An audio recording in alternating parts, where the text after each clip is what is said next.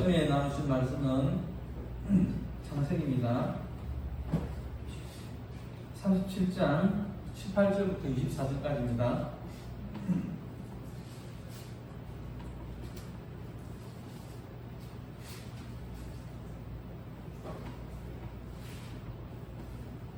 같이 보겠습니다. 요셉이 그들에게 가까이 오기 전에 그들이 요셉을 멀리서 보고 죽이기를 하여 서로 이르되 꿈꾸는 자가 오는도다. 자, 그를 죽여 한 구덩이에 던지고 우리가 말하기를 악한 짐승이 그를 잡아먹었다 하자. 그의 꿈이 어떻게 되는지를 우리가 볼 것이니라 하는지라. 르우벤이 듣고 요셉을 그들의 손에서 구원하려 하여 이르되 우리가 그의 생명은 해치지 말자. 르우벤이 또 그들에게 이르되 피를 흘리지 말라. 그를 광야에서 유리에 던지고 손을 그에게 대지 말라 하니 이는 그가 요셉을 그들의 손에서 구출하여 그의 아버지에게로 돌려보내려 함이었더라.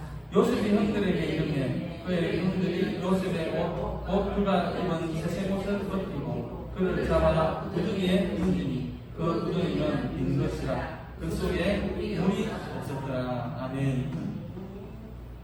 오늘 말씀의 제목은요, 구덩이에 던져진 요셉입니다. 요셉은 야곱의 12아들명 중에 11번째 아들입니다.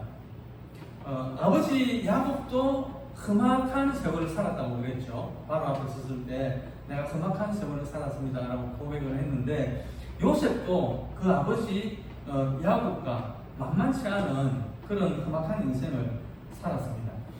요셉의 이야기는 꿈으로부터 시작이 되는데요. 들의 곡식 땅들이 있었는데 형들의 곡식 땅이 이 요셉의 곡식 땅을 보고 절을 하는 꿈을 꾸게 됩니다. 그리고 해와 달과 11개의 별이 자신에게 절하는 꿈을 꾸었다고 했습니다. 요셉은 온 가족들이 그 모인 자리에서 그 꿈 이야기를 했습니다. 창세기 37장 11절에 보니까요, 그 꿈 이야기를 들은 부모님의 반응, 그리고 형제들의 반응이 기록되어져 있는데, 부모님은 그 요셉의 꿈의 이야기를 듣고는 그 말을 마음에 간직했다라고 기록을 하고 있고, 형제들은 시기했다라고 기록을 하고 있습니다. 그런데 형들이 요셉을 시기하게 된 것은 단지 이 꿈만 가지고 요셉을 시기한 것은 아닙니다. 요셉은 매일 형들의 그 잘못을 아버지에게 고자질을 했죠. 그래가지고 형들의 입장을 아주 난처하게, 또 아버지한테 야단을 맞게끔 그렇게 했습니다. 그래서 형들이 미워하고 시기하게 된 겁니다. 거기에다가 또 아버지는 요셉만 또 옷을 챙겼죠. 편애를 했습니다. 편애.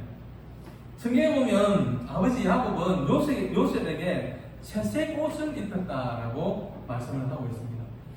잘 아시다시피 채색 옷은 아주 귀한 사람들이 입는 옷이었거든요. 비싸기도 많이 비싸죠. 12명의 아들이 있었는데, 그런데 유독 요셉에게만 아버지가 이렇게 편애를 하니까 형들이 그 요셉을 미워할 수밖에 없었죠. 오늘 본문의 초점은 요셉이 미움을 받았다라는 데 맞춰져 있습니다. 문제는 여기서부터 시작이 됩니다. 그렇게 출발하는 그 요셉의 이야기는 몇 단계로 이렇게 나눠서 생각해 볼 수가 있는데요. 먼저는 시기와 질투입니다. 시기와 질투는 참 무서운 것입니다. 시기와 질투는 사람을 해칠 수도 있습니다. 그래서 성경은 시기와 질투를 하지 말라라고 강조를 하고 있죠. 하루는 그 요셉이 아버지의 심부름을 가기 위해서 형들이 있는 곳, 형들이 지금 세겜에서 양을 치고 있는데 그 세겜까지 아버지의 심부름을 가게 됩니다. 그 요셉이 야곱이 있던 그 지역에서 세겜까지 거리는 한 100km 정도 되거든요. 그러니까 지금 우리나라로 치면은 부산에서 대구 정도 되더라고요. 대구 정도 거리가 되더라고요. 요셉은 물어서 거기를 찾아갑니다. 형들이 있는 곳까지 찾아갑니다. 그런데 형들이 이렇게 보니까 요셉이 저 멀리서 오고 있습니다. 창세기 37장 4절에 보면은 형들과 요셉의 관계를 이렇게 말을 하고 있습니다. 서로 평안히 말을 할 수 없는 관계였다. 그렇게 기록을 하고 있습니다. 그러니까 형들과 요셉의 관계는 아주 껄끄러운 관계였다라는 것이죠. 요셉을 본 순간 형들은 그 요셉을 죽이기로 의견을 모읍니다. 살인은 하나님이 금하신 계명이지만 지금 형들이 남도 아니고 자기 동생을 죽이자고 이제 결의를 한 것입니다. 일이 이렇게 되기까지는 몇 가지 원인이 있었습니다. 하나는 그 형들의 복잡한 관계입니다. 요셉의 형들은 모두 이복 형제입니다. 이복 형제. 4대에서 태어난 형제들입니다. 이 자체만으로도 불화의 요소는 있습니다. 또 하나는 뭐냐 그러면 요셉에 대한 아버지의 편애였죠. 편애. 3절에 보면은 아버지가 요셉에게 채색옷을 입혔다라고 말씀을 하고 있습니다. 어른들은 이것을 대수롭지 않게 생각을 하는데요. 아이들 편에서 보면은 이 편애는 아주 심각한 문제입니다. 이 문제를 아버지는 여러 형제들 앞에서 아무렇지도 않게 자행을 했던 것이죠. 그래서 4절에 보니까 형들이 요셉을 아주 미워하게 되었다라고 했습니다. 아버지 야곱은 이런 형제들의 감정 상태를 모르고 있었습니다. 그냥 지나쳤습니다. 관심이 없었습니다. 그러는 사이에 형제들 간의 감정의 골은 자꾸만 깊어져 갔죠. 또 하나는 요셉의 잘못입니다. 요셉은 아버지의 사랑을 독차지했습니다. 그런데 그것 때문에 속상해하는 그 형들은 안중에도 없었다는 것이죠. 오히려 자기 마음대로 꿈 이야기를 해가지고 형들의 감정을 더 상하게 만들었습니다. 또 요셉은 형들의 잘못을 아버지에게 고자질을 했습니다. 그래서 형들의 미움을 샀습니다. 그런데도 요셉은 형들과의 감정을 회복하려고 아무런 노력도 하지 않았습니다. 그런 감정을 가지고 있는데 지금 요셉이 저 멀리서 걸어오고 있는 것입니다. 그때 형들은 요셉을 죽이자고 의견을 모은 것입니다. 그래가지고 요셉을 저 구덩이에 던져버린 것입니다. 모든 죄나 사건, 사고는 이렇게 무관심한 사이에 익어가고 또 깊어져가고 그렇게 해서 열매가 맺어지게 되는 것입니다. 적극적으로 개선해도 어려운데 아버지 야곱은 이것을 방치하고 무시하고 그냥 넘어갔습니다. 그러는 사이에 문제가 자꾸 커졌죠. 우리는 죄의 그늘 아래에서 살아가고 있습니다. 죄는 자기 중심에서 출발을 합니다. 이 자기 중심이 커지면 죄가 되고 그 죄가 열매를 맺으면 마침내 사건이 만들어지게 되는 것입니다. 우리는 여기서 시기와 질투의 결과가 어떤 것인가를 보게 됩니다. 요셉이 마침내 구덩이에 던져졌습니다. 형들이 지금 나를 죽이려고 하고 있습니다. 그때 요셉은 그 구덩이에 앉아가지고 무슨 생각을 했을까요? 아무리 생각을 해봐도 자신이 죽을 만한 죄를 지은 것이 없습니다. 형들에게 꿈 이야기를 하기는 했습니다. 그런데 그것이 동생을 죽일 만한 죄는 되지 않지 않습니까? 아마 형들도 그런 꿈을 꾸었으면 자신처럼 그렇게 이야기를 했을 겁니다. 또 아버지의 총애를 받고 좋은 옷을 입기는 했습니다. 그러나 그것은 요셉의 잘못이 아니죠. 요셉은 운하지 않았는데도 아버지가 요셉에게 해준 것입니다. 또 자신이 고자질을 했다고 해서 그것이 죽을 죄를 지은 것은 아니지 않습니까? 그런데 형들은 자신을 지금 죽이려고 하고 있습니다. 가만히 생각을 해보면 참 억울한 상황입니다.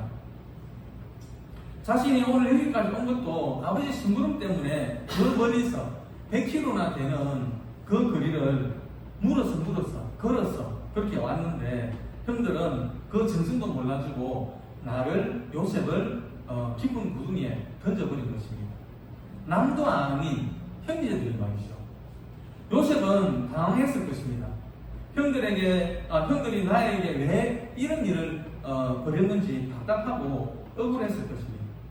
그런데 이상한 것은 성경을 보면 요셉이 억울하게 그 구덩이에 던져졌음에도 불구하고 원망을 하거나 불평불만을 하고 흥분을 하는 모습을 찾아볼 수가 없습니다. 이상하지 않습니까? 하나님이 의인이라고 인정했던 욥도 그죠? 어려움을 당했을 때 하나님을 원망했지 않습니까? 자기의 그 태어남, 자기의 생을 저주했지 않습니까? 그런데 지금 17살 먹은 그 소년 요셉은 형제들에 의해 가지고 구덩이에 던져졌는데도 원망 불평을 하지 않고 있습니다. 그때뿐만이 아니고 애국에 팔려가고 그리고 10년 동안이나 그 감옥 생활을 하고 해도 원망 불평을 하지 않았다라는 말이죠. 왜 그랬을까요? 요셉은 구덩이에서 무슨 생각을 했길래 말이 없었을까요? 요셉도 사람인지라 처음에는 흥분하고 원망하고 막 날뛰었을 것입니다. 내가 죽을 죄를 지은 것이 아닌데 왜 나에게 이렇게 하는지 억울하고 답답했을 것입니다. 그러다가 이렇게 물었을 것입니다. 왜 우리 집안은 이렇게까지 타락이 되었을까? 어떻게 형제가 형제를 죽이려고 이렇게까지 악해졌을까? 생각을 하다가 내린 결론은 우리 집안이 하나님으로부터 심판을 받는 거구나. 요셉이 이렇게 생각하게 된 이유가 있는데요. 요셉은 어렸을 때부터 아버지로부터 그 조상들에 관한 이야기를 수없이 많이 들었습니다. 전조부 아브라함부터 그리고 조부 이삭, 아버지 야곱의 산전수전 다 겪은 그 이야기를 누누이 들었을 것입니다. 그 이야기들은 성공한 이야기들도 있었지만 또한 실패하고 넘어졌던 이야기들도 있었습니다. 조상들이 죄를 지은 일, 그리고 실수한 일, 그리고 그 후에 벌어진 이야기들. 정조부 아브라함이 어떻게 하다가 이스마엘을 낳게 되었는지, 그리고 그 일로 인해서 가정에 어떻게 불화가 생기고 겪게 되었는지, 아버지 야곱이 어떻게 살았길래 아내가 4명씩이나 되고, 그리고 아버지가 어떻게 살았길래 그 큰아버지 에스와 원수지간으로 지내게 되고, 또 자신의 형제들이 어떻게 해서 12명이나 되었는지 다 들어서 알고 있었습니다. 그리고 요셉이 얻게 된 대답은 그래서 내가 오늘 이 구덩이에 던져졌구나. 요셉이 얻은 결론은 내가 지금 당하는 이 무서운 형벌은 우리 집안이 안고 있는 죄의 결과구나. 형들이 나를 미워하고 구덩이에 집어넣고 노예로 파는 이 모든 행동은 우리 집안에 깊이 뿌리 내린 불화의 결과에서 나온 것이구나 라는 결론을 내리게 됩니다. 이 집안의 쓴뿌리는 어제 오늘의 일이 아닙니다. 멀리 정조부 아브라함 시대에 이미 이삭과 이스마엘이 갈등하고 서로 원수지간으로 살아온 이래로 아버지 야곱과 큰아버지 에스 사이에 심각한 갈등으로 서로 상당한 기간 동안 원수지간으로 보내지 않습니다. 그리고 지금 12형제도 모두 이복 형제들입니다. 이복 형제들이기 때문에 또 갈등도 많습니다. 지금 나를 구덩이에 던져서 죽이려고 하고 있는 것이 바로 이복 형제들이죠. 지금 요셉은 구덩이에 앉아서 우리 집안의 그 썩은 족보를 생각하고 있는 중입니다. 그렇게 생각을 하자 요셉은 구덩이에 던져져서 죽을지도 모르는 상황이지만 흥분도 못하고 형제들에 대한 불평불만도 한마디 하지 못하고 침묵하고 있는 것입니다.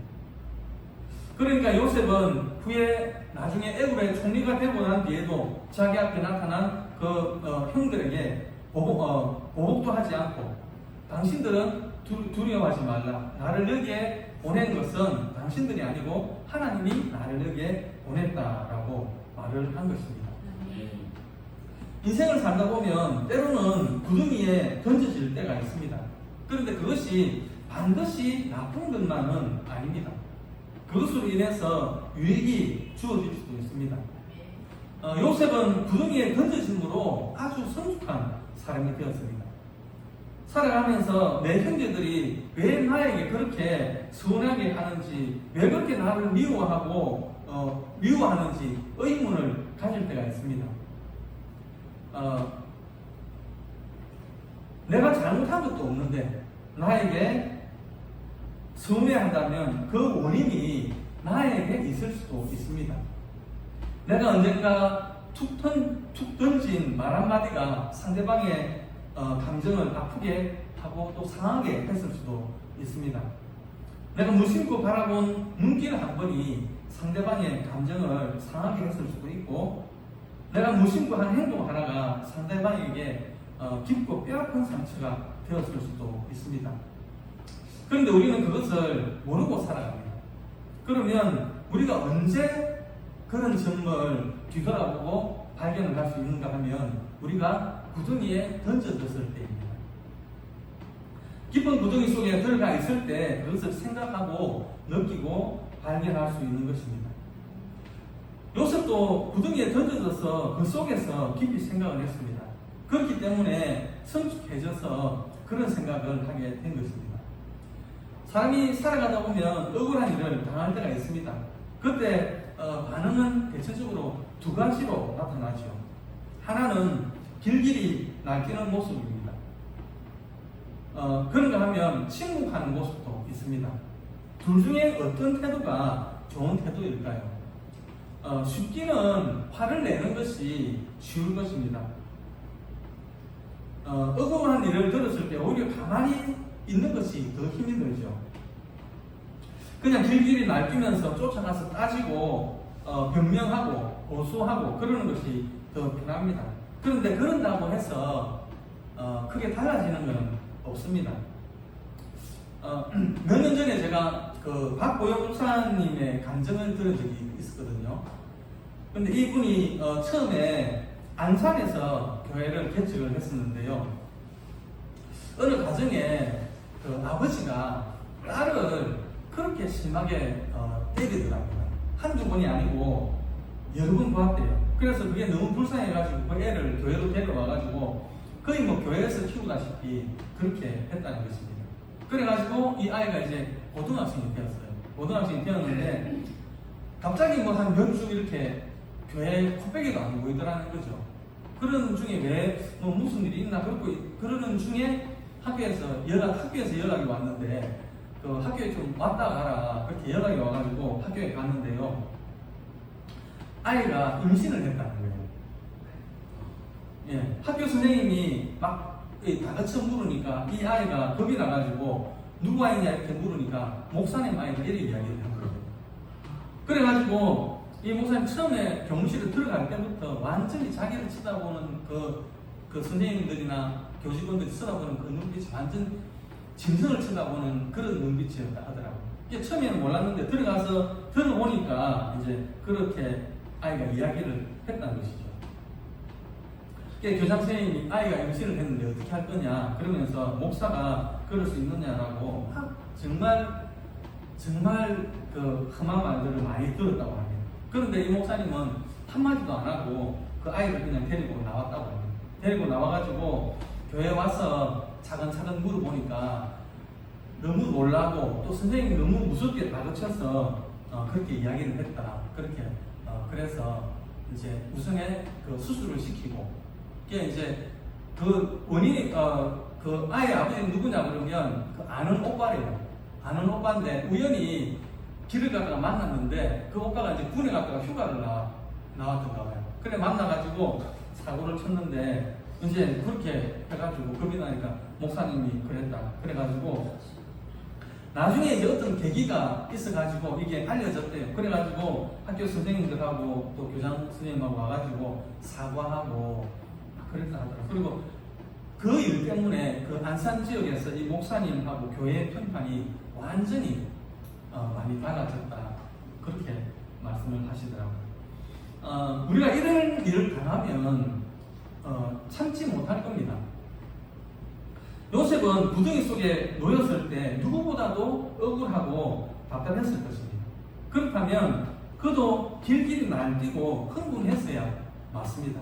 그런데 요셉은 그 자리에서 조용히 침묵하면서 순종했습니다.